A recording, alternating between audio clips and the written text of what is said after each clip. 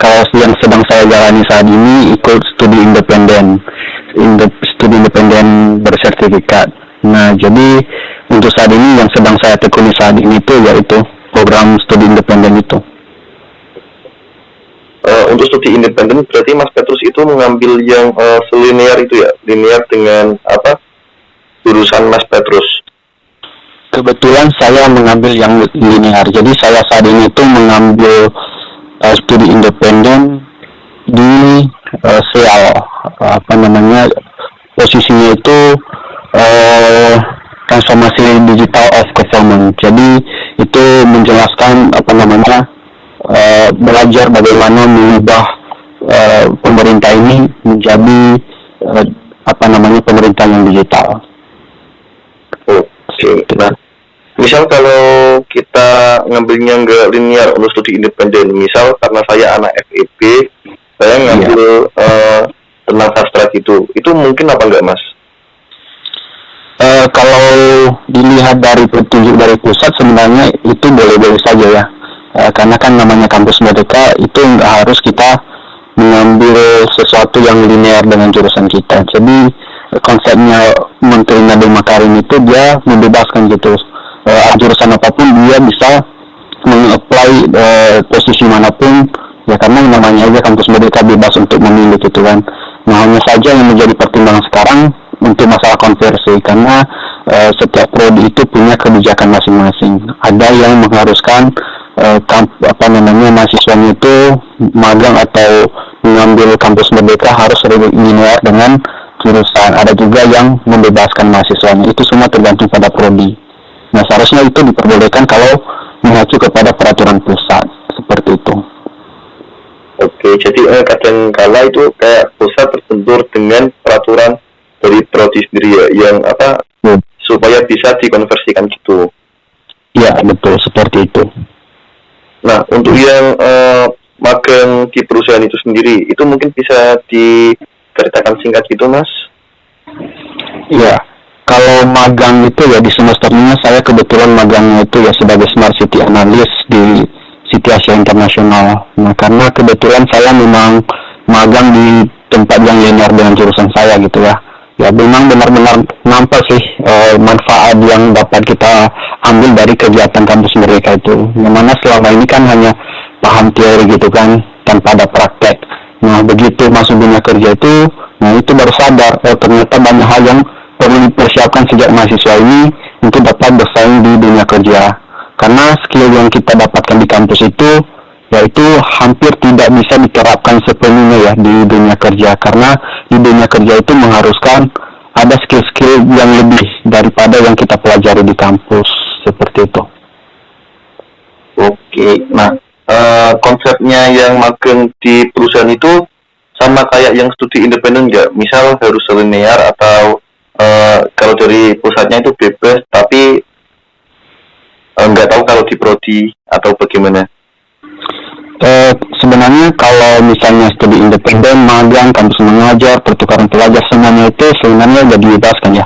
Tidak ada aturan yang mengikat jurusan ini harus ambil ini dan fakultas ini harus mengambil yang posisi yang seperti ini. Seharusnya sudah tidak ada lagi ikatan seperti itu. Jadi magang, studi independen dan semua program-program kampus merdeka itu ya seharusnya tidak ada batasan jurusan apapun itu diperbolehkan untuk mengikutinya. Fundamental itu ya, ketika pencairan uang saku itu sangat terlambat. Dan itu kita sudah tahu sendiri masalahnya saat itu ya. Karena kan beberapa orang itu yang harus melaksanakan kegiatan offline, kalau tidak ada dukungan dana kan tentu tidak bisa berjalan dengan lancar, sehingga pada akhirnya beberapa harus mundur.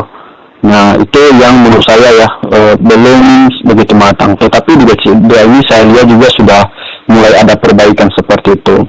Nah, kemudian mungkin ya yang paling penting itu adalah kesiapan kampus untuk menyambut kampus merdeka.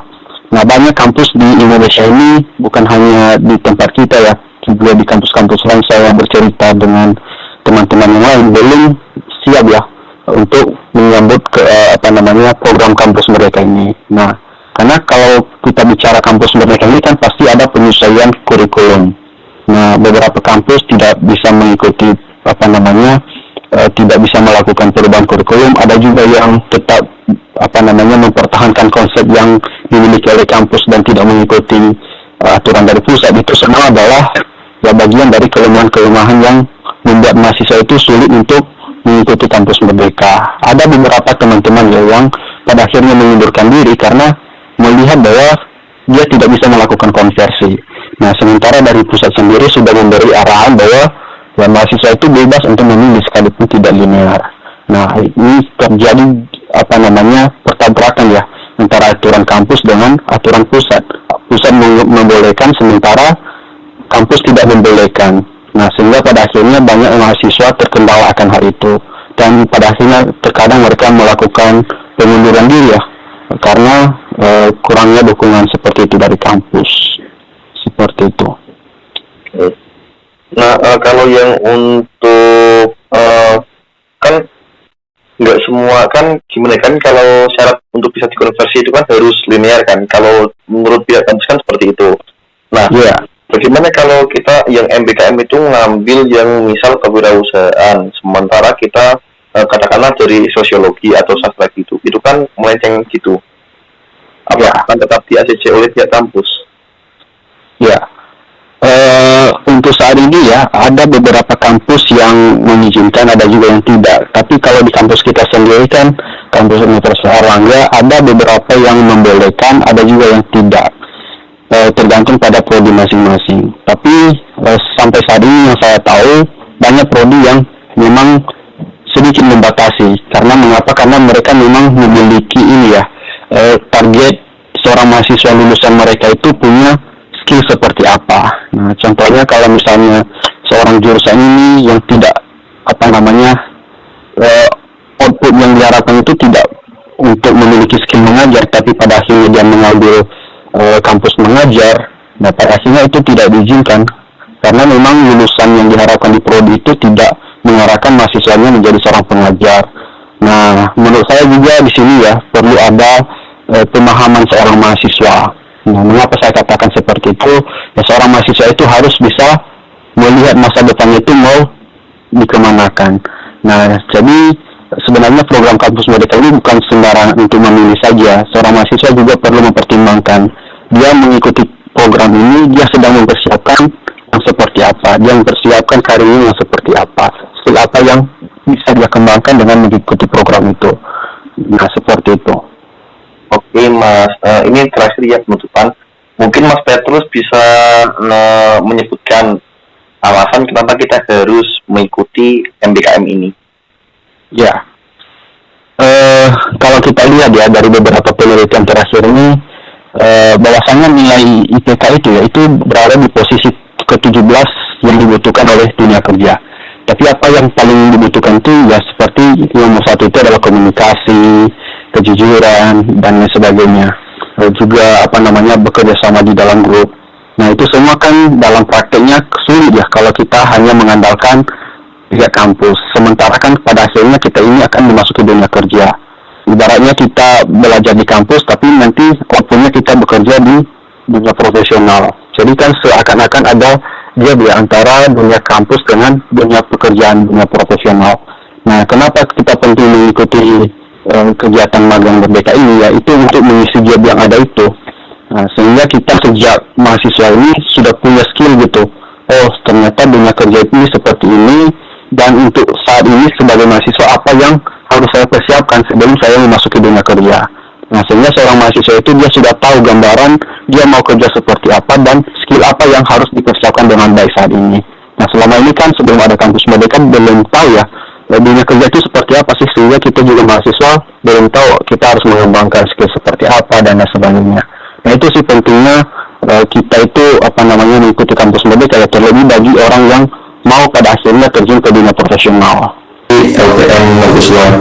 Nah, di sini saya ingin mewawancarai Bapak Rusanto sebagai Kadep Ekonomi Pembangunan di Kadep Ilmu Ekonomi. Nah, tentang MBKM.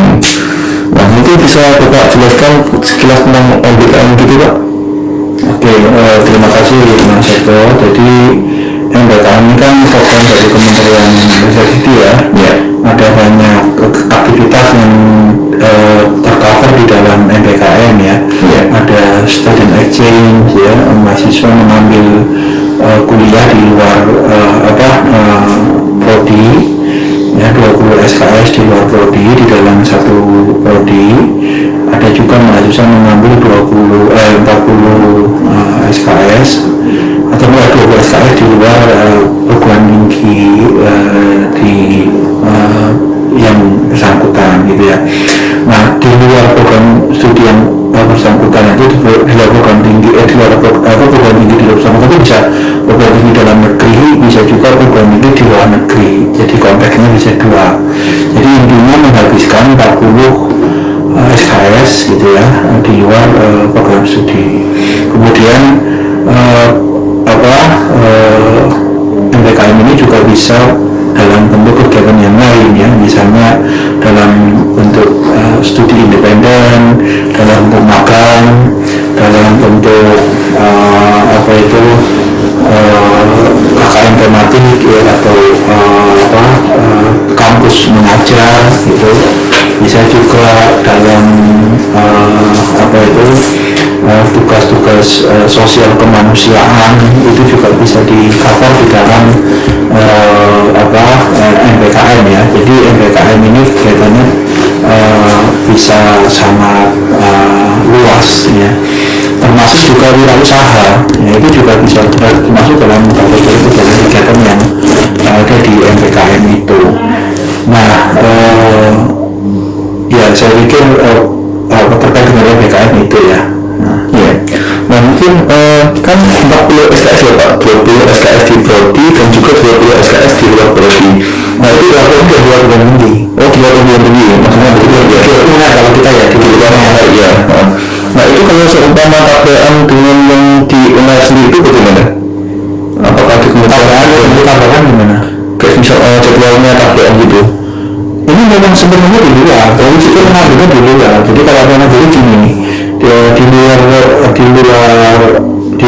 primer itu ya memang mereka mengambil di luar. Jadi sekarang ini kita ada beberapa kerjasama perguruan tinggi di Indonesia gitu ya, yang mahasiswa bisa mengambil mata kuliah misalnya di UGM, mahasiswa bisa kuliah di UGM ya, satu semester 20 SKS dengan mengambil mata kuliah ditawarkan di sana ya. Yang baik sesuai dengan yang kompetensi yang ada, atau mata kuliah yang sama dengan di kita, atau mungkin mata kuliah tidak sama tapi nanti kita akan konversi. Jadi misalnya di sini ada ekonomi internasional 1, ekonomi internasional 2, kebijakan perdagangan internasional, keuangan internasional ya. Nah kalau misalnya ngambil di luar negeri tidak ada mata kuliah tapi hampir sama, misalnya kita lihat misalnya di kampus lain ya, misalnya ada mata kuliah bisnis internasional gitu ya, kemudian mata kuliah ekspor impor gitu ya, di luar kita, di luar perguruan kita ada mata kuliah. Nanti misalnya mereka mengambil 20 SK salah satu mata kuliahnya itu, nanti bisa kita konversi dengan mata kuliah sama dengan kita. Oh ya, misalnya untuk mata kuliah bisnis internasional bisa kita konversi ke perdagangan internasional, atau bisa kita konversi ke keuangan internasional. Kemudian mata kuliah ekspor impor bisa kita konversi dengan mata kuliah perdagangan internasional, misalnya seperti itu. Nah, kalau nanti kan SK kan banyak tuh, maksudnya kan juga mengambil di luar kan juga beberapa mata kuliah gitu. Nanti kita bisa konversi ke sini.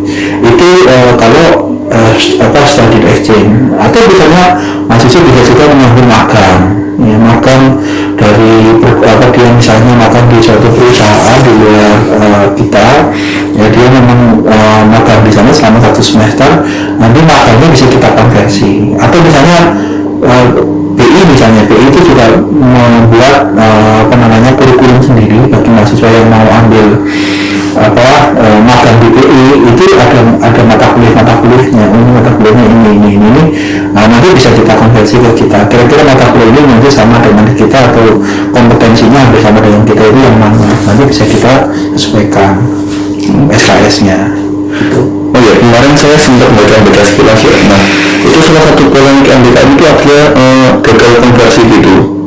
Nah itu gagal konversi berarti itu seperti tidak ada kesamaan antara yang diambil dengan yang di jurusan begitu ya Pak, atau bagaimana? Ya karena kan gini, tidak setiap universitas itu memiliki kesamaan, ya, memiliki kesamaan mata kuliah, memiliki kesamaan kompetensi. Ada yang fokusnya di satu kompetensi, tapi di kompetensi yang lain tidak ada. Nah sementara untuk kompetensi yang lain mahasiswa sudah mengambil, sehingga masa dia mau menggandingkan itu lagi kan nggak mungkin. Misalnya dia sudah ambil ekonomi regional gitu ya. Nah sementara dia di